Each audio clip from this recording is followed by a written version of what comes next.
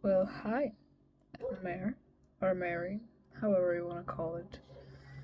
And I think this is practically the first time that I ever press record for this type of purposes. It is indeed something unusual. I'm not too much of a talkative person, though, nor the most social butterfly out there, but it is surely interesting to just do this thing of talking. I got a lot to say though, so I think this is very much a good method, I guess. So yeah, I will say that let's just pour all the knowledge and all the feelings while I have this third eye looking at me. I guess that's how we can call the camera now. At least down here, we can call it that way. So I have pretty much a couple of questions actually that I wanted to sort of answer just to myself and to whoever comes across this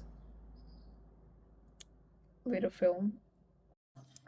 So, as a person that is very introvert and likes silence, but apparently I live in the most noisy area in the country, I had to make cuts through the video.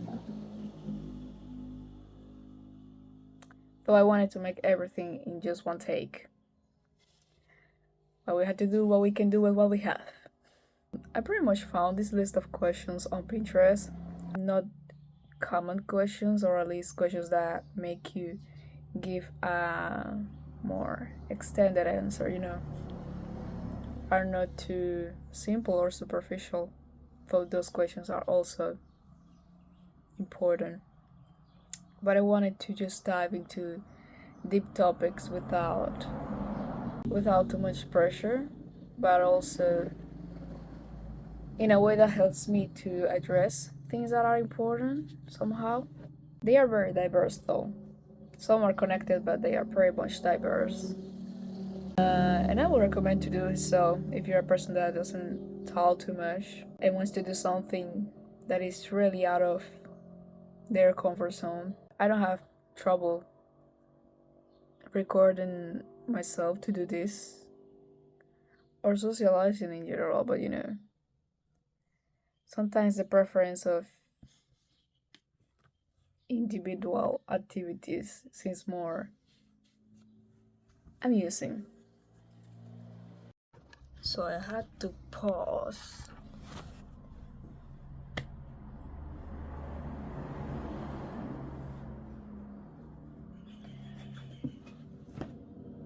Nice. I had to pause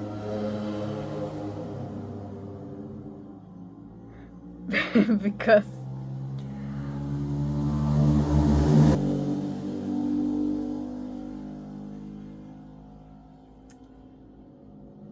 okay.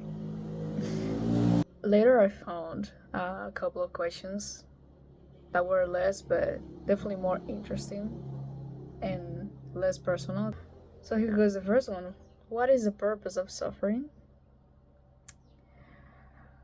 I believe that suffering, though it could be necessary depending on the context, is not something that should be entirely forced. Because suffering is definitely a factor that helps people to change their view of reality. Let me try to develop this part a little bit.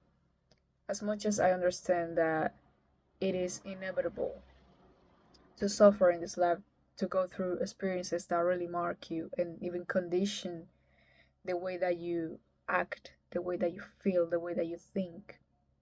I don't think the plain or main purpose of suffering is simply exist or do exactly what it does, hurting. It maybe sounds a bit like understandable and kind of logical, but I guess it is what it is. That's my perception of it. Suffering sometimes is necessary, but not necessarily something that should be forced into life. What is the relationship between language and thought? Language is a very distinct thing. It shapes the way we see some things, but also how it, there's many types of languages, not only the verbal one that is practically a big characteristic of countries, nationalities. But the fact that language is so diverse, it is very influential to the thought. And I always thought that language is definitely something that no matter in what shape it comes, it is possible for people with different type of languages to connect. And I guess that's where the part of the thought comes and take place. Because as much as language can modify the way you think, the way you perceive the world and the people around you, it can lead to thoughts that in one way or another have so much in common with someone that has a complete different way of expressing things. Language, and a big example of this is music, is not a limitation on its own. It is a distinct feature of a big amount of individuals, but it is more than capable of connecting the ideas that people have of the world, of so many things. And this connection, these thoughts, I think they are very crucial. Union and understanding the language, not in a literal way like, oh, let's study this language so I can understand this person. It could be something that you do, I don't know, maybe out of an act of love, but I think that the language is a very useful tool that more than dividing our species is more than useful to create a bigger connection, a connection that has been lost. Most of the time, things like language and where we come from are topics that often make people feel like they belong to different surroundings and stuff. And it's really, really important to remember, to listen, to understand. It's not about dividing, it's not about differences, it's about diversity that can lead to connection. The concept of so many things has been distorted is something that I would like to address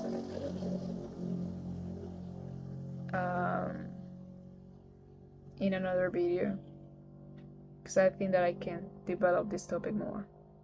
So next one will be, is there an objective beauty standard?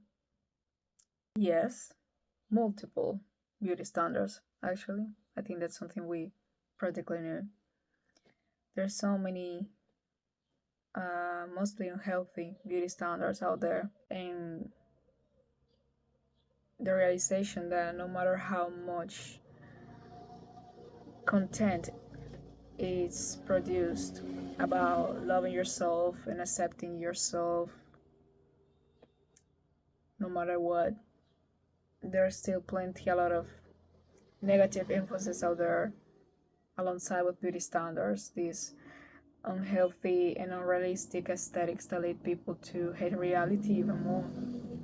I really think it's something that has been pretty much addressed, but the impact of positivity towards loving our bodies is something that takes a lot of time. That's why I feel that no matter how much is being said or expressed about this, it doesn't feel like it's enough yet because simultaneously we are exposed very often to contrasting things. You should love yourself, accept the body you were born in, but also we are presented a lot of things that imply changing completely the true version of ourselves. And it's not that we're not allowed to a change, but it's not good when this change implies abandoning and losing yourself. You are yourself as long as you are completely honest and respect your identity, your beliefs, your desires, your dreams. You are a human being that is more than capable and allowed to explore themselves and change, evolve. Because if you don't change, you sort of go extinct. Change is often necessary. And when it comes to this process of discovering who we are, giving shape to what we want, and especially this, the main topic of this question, the appearance, it requires a lot of strength. Everyone's process is different. So, yeah, this is a sort of reminder to not compare yourself to people out there. It's not easy, but it is what it is. This God exists for a reason, and it's very solid. But yeah, there's a lot of objective beauty standards in this world, and we should be very careful with the things that we allow our mind to consume. We should question things more. We should question this reality more. So, are your beliefs and actions determined or freely chosen? Well, this is more of a personal one for sure. Both things, I will say, because there's a lot of things that I do currently that are not my decision. I made the decision, but not because that's what I wanted. Life is a process of things that you will like, things that you won't, and I'm not the exception. I'm doing a lot of things that if I had the chance of doing something different, I will probably choose a different direction. And because of these decisions, of course, the course of my life has been pretty much determined by external factors. I also do a lot of things that I've chosen, mostly art wise, or even this record, for example, is something that I chose to do with no kind of request. Is that the word? I didn't consult anyone at all. It sort of exercises the mind and helps you to learn how to get out of the comfort zone and definitely to grow into this part of decision making if you are like an insecure person. I think I would recommend this. Doing these things that don't require to consult someone else, that you can, out of free will, simply do. And that doesn't affect anything at all. It just takes more of your time, but what in this life doesn't take a lot or a little of your time? Can science and spirituality coexist? Well, this is a complex thing to answer because I like a lot of scientific stuff and spiritual stuff, but it's not like I also believe fully in everything that is scientific or everything that is religious or spiritual in this case, because I believe it's not entirely the same, religious and spiritual. But yeah, they can coexist, or at least as a person who is kind of um superstitious, just a bit. I think that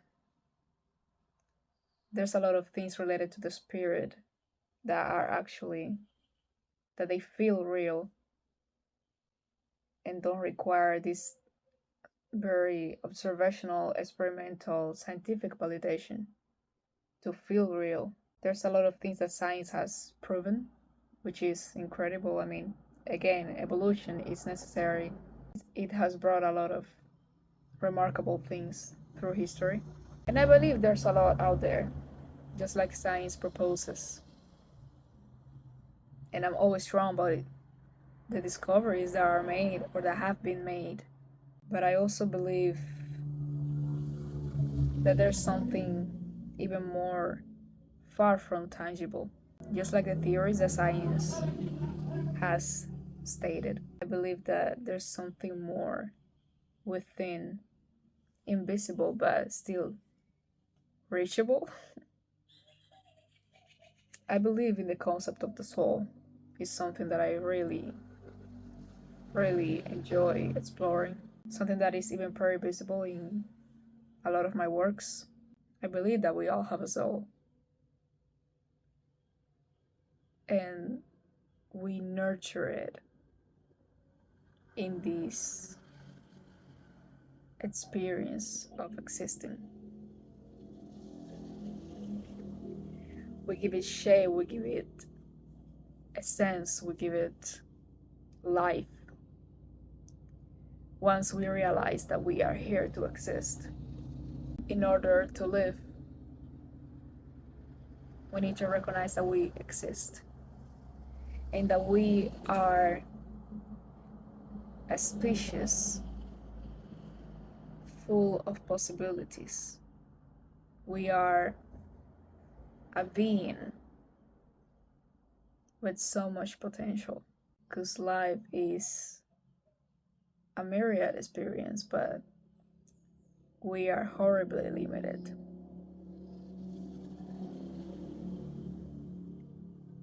Horribly limited. But yeah, I believe that science and spirituality can coexist. Does consciousness continue after death? Well, I wish I knew, because death is a very, very, very interesting topic. Very, very interesting topic. But of course, something that we'll only understand once in this literal form, because we perceive the concept of death in so many ways. It's an interesting thing, the concept of things, and how much it changes from one person to another. But I don't think I can really have an entire based argument about consciousness after that. I'm alive, I exist, but I'm not some sort of entity that knows it also. But I guess that without the topic of the soul, it could be possible. This sort of level of consciousness that we have yet not experienced and don't understand. Maybe it's possible to do something spiritually after that.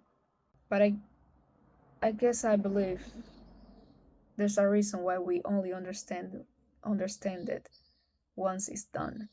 What's the meaning of existence? Well, I sort of made it before. I think existence is the first phase. We are here to live, not merely exist. That's why we are beings with potential. I believe we can do so much once we realize that we are here, that we are present, that we are capable, conscious, powerful. The mind is a limitless barrier. So I think I can put a better wording on it. The mind can be a limit for yourself, but also a limitless part of you. The mind is something incredible, it's something full of so much capacity. It is incredible in contrasting how it can push you to your best potential capability and also restrain you. And having a good domain of your mind is key for the surpassing part of the existence into being alive and feeling alive. What is the role of empathy in moral and decision making? Well, moral decision making. The moral is the kind of act that you make based on habits that you have. It's not like the ethic. The ethic is primarily sustained in the analysis of the moral. It is a more personal thing more than general, an internalized attitude than the exploration and critique of it.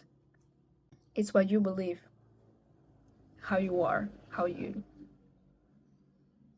deal and treat things, your own perception of good and bad.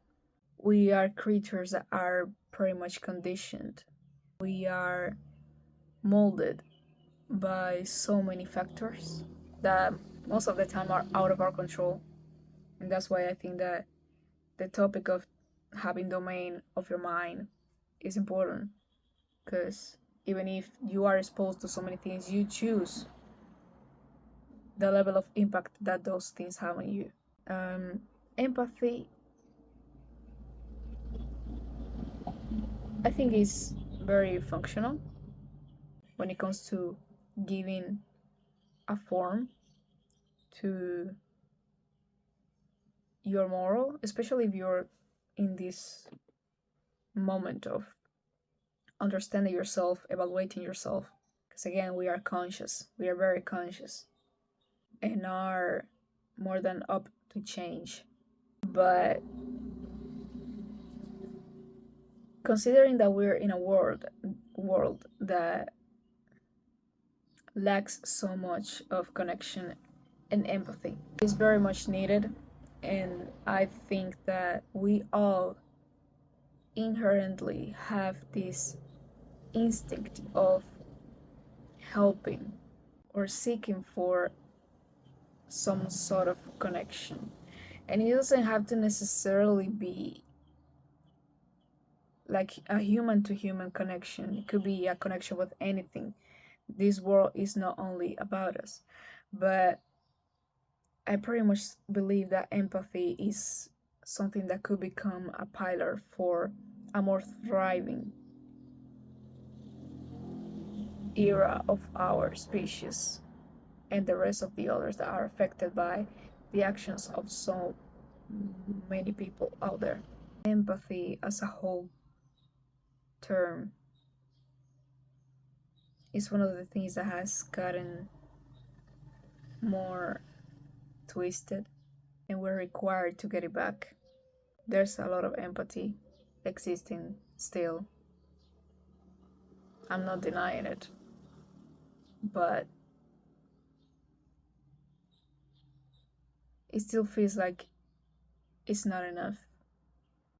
There's a lot of madness, a lot of danger, a lot of unexistent trust. Giving a welcoming to empathy, even a little dose in our daily lives, can really make a change. This is not a matter of just one or two people.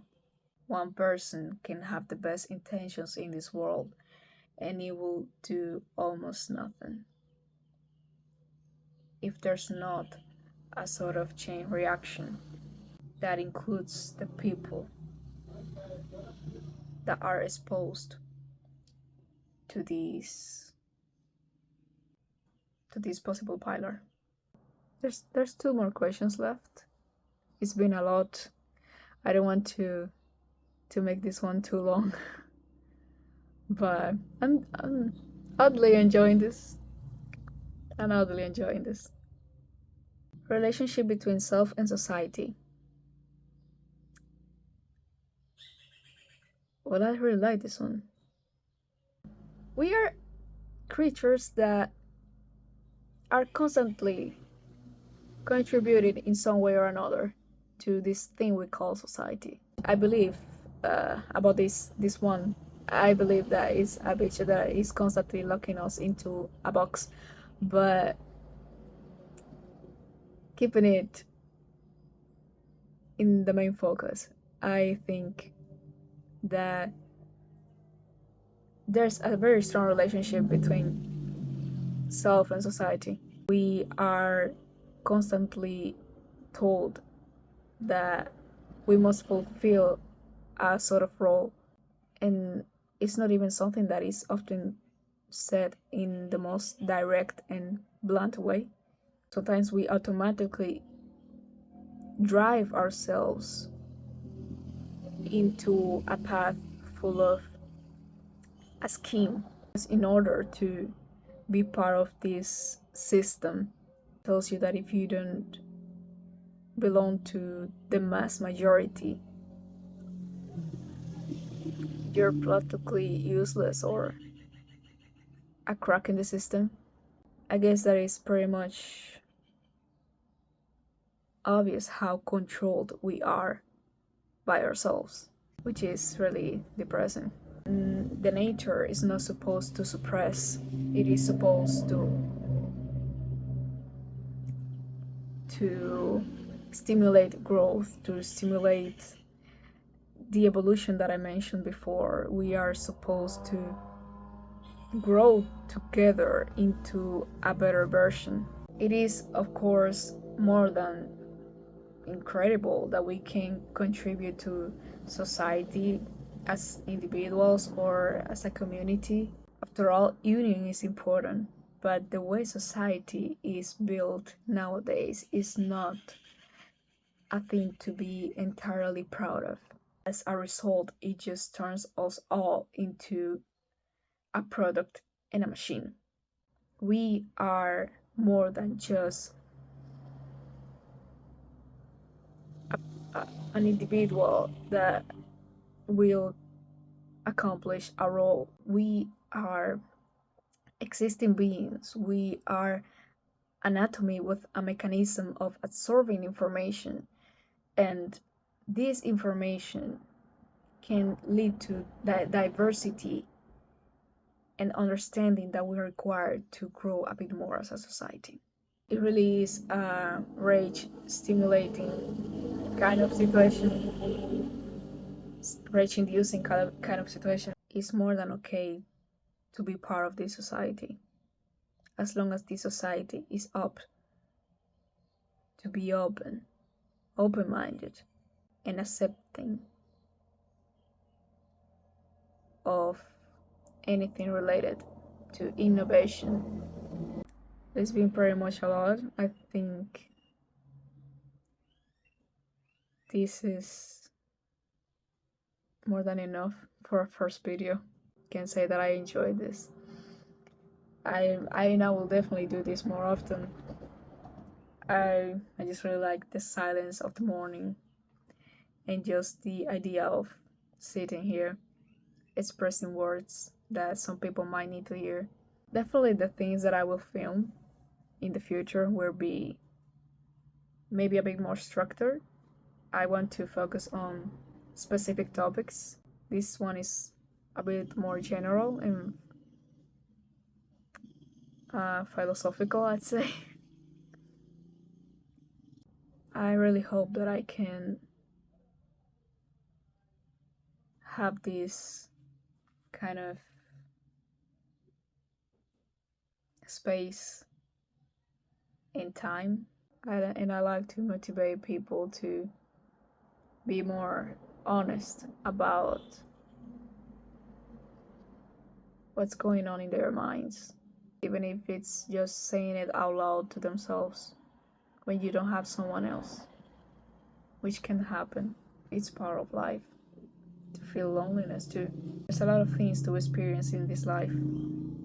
Don't drown yourself into the weight of uncertainty, the restlessness in the thinking of time. We are all under a lot of heavy influences, and most of them are out of our control. Most of these things, you simply can't modify them. It depends on you how you take it and what you do with it. Don't be so hard on yourselves. Allow yourselves to be a bit more experimental. Believe in your potential.